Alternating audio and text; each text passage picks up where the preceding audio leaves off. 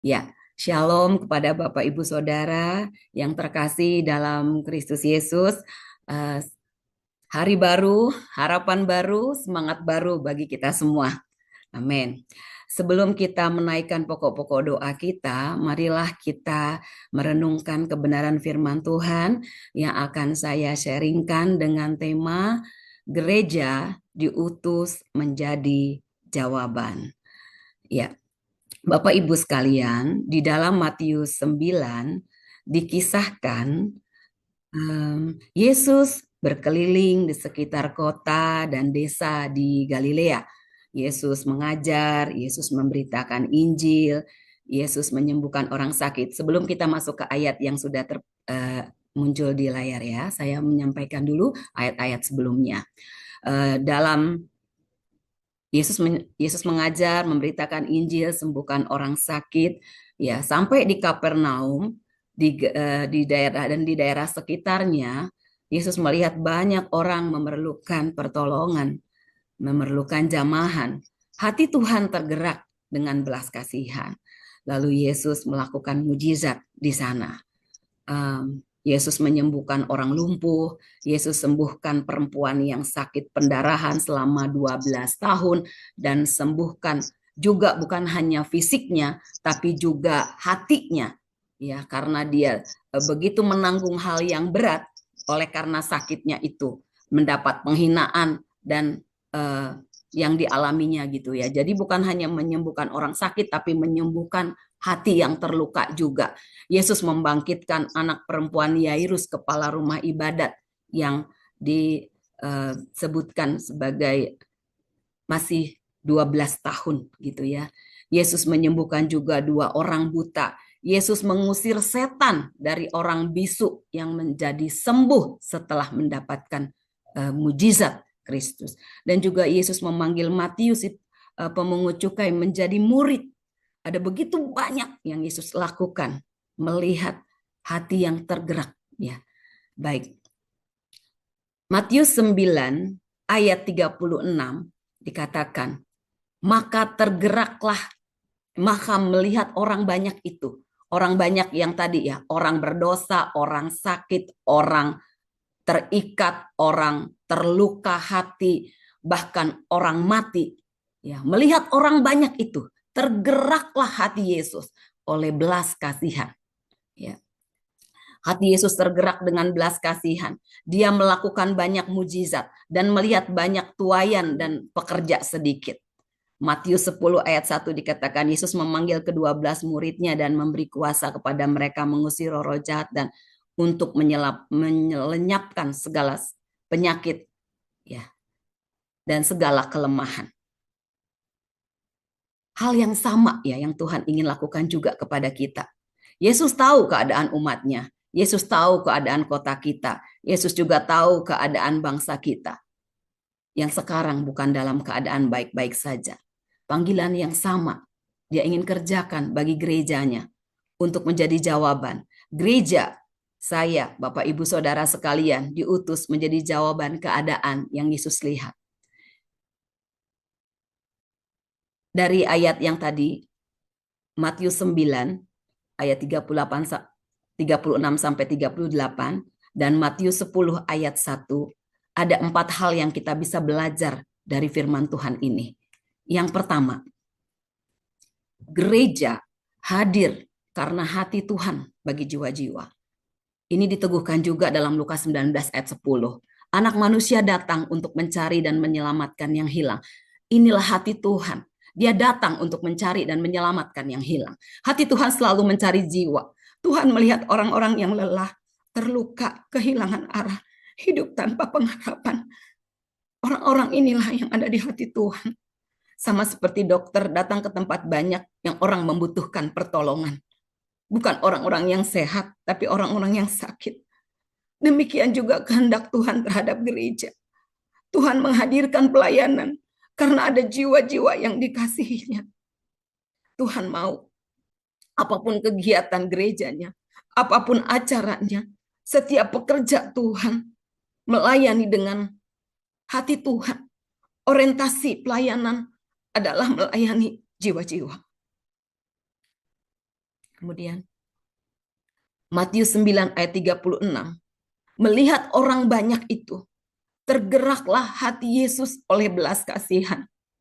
Apa yang Tuhan Yesus lihat di Semarang, di Jawa Tengah, dan di Indonesia yang sekarang bukan sedang baik-baik saja.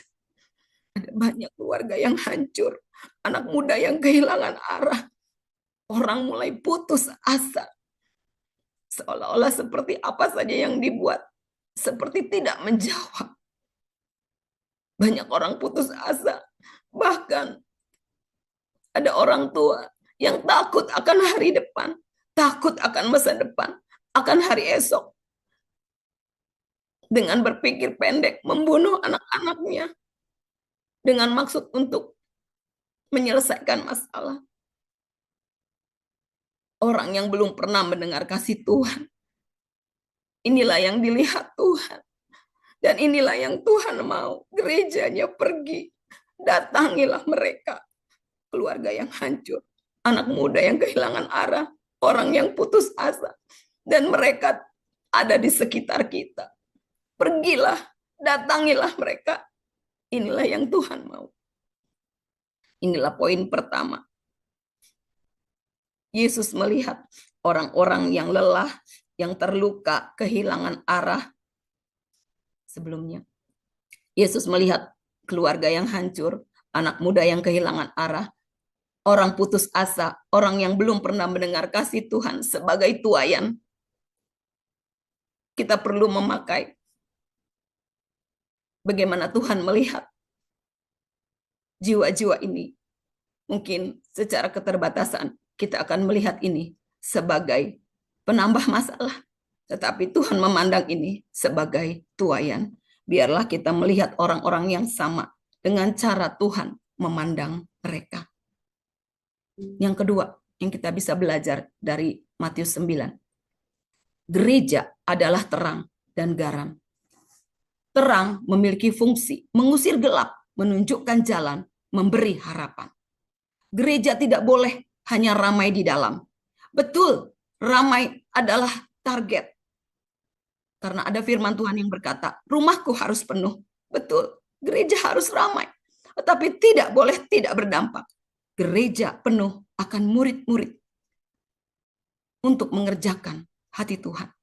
Jadi fungsi terang mengusir gelap, menunjukkan jalan, memberi harapan. Gereja tidak boleh hanya ramai, tetapi berdampak keluar. Matius 5 ayat 14. Kamu adalah terang dunia. Yesus tidak berkata, kamu nanti menjadi terang, tetapi kamu adalah terang. Artinya, gereja memiliki tugas membawa harapan, membawa kasih, membawa keselamatan, membawa pemulihan, dan waktunya adalah sekarang. Hal yang ketiga, gereja diperlengkapi kuasa untuk menjadi saksi. Kisah Para Rasul 1 ayat 8. Kamu akan menerima kuasa kalau Roh Kudus turun ke atas kamu. Tetapi Tuhan tidak pernah menyuruh gereja bekerja sendiri. Ada Roh Kudus untuk memberi keberanian, untuk memberi kita hikmat, memberi kita kasih, memberi kita kekuatan, memberi kita urapan. Bahkan orang-orang yang percaya, orang-orang yang sudah diurapi Tuhan, disertai oleh tanda-tanda mujizat, akan mengerjakan perkara-perkara spektakuler, perkara-perkara supranatural. Mereka bisa mengusir setan, mereka menyembuhkan orang sakit di dalam nama Yesus. Mereka bahkan banyak perkara-perkara yang mustahil bisa dikerjakan oleh orang-orang percaya. Karena orang-orang percaya memiliki kuasa yang tidak terbatas, yaitu kuasa Yesus sendiri, Roh Kudus yang menyertai orang-orang yang mengerjakan panggilan Tuhan. Gereja diperlengkapi kuasa untuk menjadi saksi. Bapak Ibu sekalian, Bapak Ibu Saudara sekalian, contoh tokoh Petrus. Petrus pada waktu sebelum mendapat jamahan Tuhan adalah seorang pengecut, seorang penakut. Kenapa pengecut? Dia menyangkal Kristus. Pada saat dia penakut, dia tenggelam pada waktu jalan di atas air. Tapi setelah dia mendapat jamahan Tuhan, pada pada pada saat berkhotbah, 3.000 orang bertobat. Pada saat dia dibaptis Roh Kudus, dia bisa berubah hidupnya. Ada kuasa Roh Kudus menyertai Petrus. Menyertai juga perempuan Samaria. Perempuan Samaria sebelum mendapatkan lawatan Tuhan, hidupnya berantakan. 5 kali menikah, yang bersamanya yang terakhir juga bukan suaminya. Tetapi setelah dia mendapatkan jamahan Tuhan, setelah dia bertemu dengan Kristus, dia berdampak bukan 1 jiwa, tapi 1 kota percaya kepada Yesus. Ini membukakan juga pikiran saya. Benar ya, 111 GKKD 5 kali. 1 jiwa, 1 tahun. Itu merasa terlalu kecil kalau melihat Petrus dan melihat perempuan Samaria. 3.000 sekali khotbah. 1 kota ketika dia bertemu dengan Yesus. Jadi mari kita kuatkan dan teguhkan hati kita, bahwa kita tidak dibiarkan Tuhan bekerja sendiri. Gereja Tuhan tidak dibiarkan Tuhan bekerja sendiri. Tetapi ada Roh Kudus yang menyertai gereja Tuhan. Kemudian hal yang selanjutnya yang kita bisa belajar. Kitalah gereja yang dipanggil untuk menjadi jawaban itu. Mari jemaat Tuhan berdoa bagi setiap satelit, bagi Jawa Tengah, bagi Indonesia, bagi bangsa-bangsa. Kota kita, gereja kita, bangsa kita perlu dikawal dengan doa.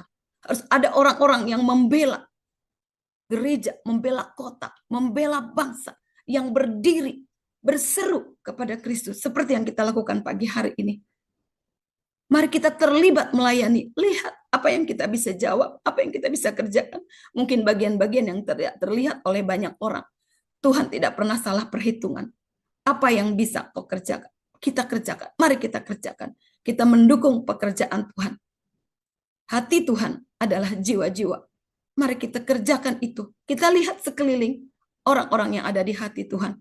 Biar kita memandangnya juga seperti Tuhan memandang mereka. Kita tidak melihat itu menjadi kesusahan, tetapi kita melihat itu menjadi tuaian. Tuhan melihat orang-orang yang perlu pertolongan sebagai tuaian. Mari kita juga melihat itu seperti Tuhan memandang. Mari kita menjadi terang di keluarga, di komunitas, dan masyarakat. Mari kita bangkit, kita menjadi terang. Karena terang itu sudah ada pada kita.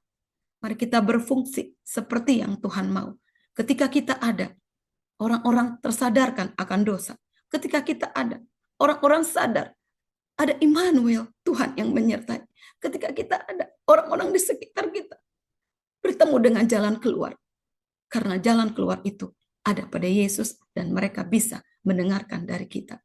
Bapak Ibu sekalian, saya ingin bersaksi, kalau tidak ada orang-orang yang datang mengunjungi keluarga kami, GKKD, menginjili rumah-rumah, yang akhirnya nenek saya, orang tua saya, dan kakak-kakak saya, dan kami 8 bersaudara, sebagian besar kami ada di GKKD. Saya percaya itu semua dimulai dari 1 orang. Melayani 1 orang, mendapatkan keluarga besar. Melayani 1 orang, mendapatkan 1 kota.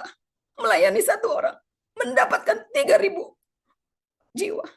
Bapak Ibu Saudara, berapapun sekarang yang engkau melayani, siapapun mereka, mungkin orang yang tidak bisa diperhitungkan. Jangan berhenti. Mungkin orang yang kita layani, kita tidak melihat mereka sebagai siapa, tapi lihat potensinya. Kalau mereka bertemu dengan Kristus, maka mereka akan menjadi agen-agen Kristus yang menyatakan Kristus kemana mereka pergi. Mari kita bawa banyak jiwa kepada Kristus. Jangan lihat 1 jiwa, tapi lihat potensinya. Mereka bisa pergi ke kota-kota, mereka bisa pergi ke bangsa-bangsa lewat pelayanan yang kita kerjakan. Mari lihat masalah-masalah yang ada di depan kita. Orang-orang yang penuh dengan masalah di depan kita. Bukan untuk menambah masalah kita, tapi lihat dengan hati Tuhan. Tuhan melihat orang-orang yang perlu jamahan Tuhan sebagai tuaian. Mari sejak hari ini kita melihat Orang-orang yang perlu Kristus sebagai tuayan. Sekalipun mereka bukan siapa-siapa, lihat potensi mereka.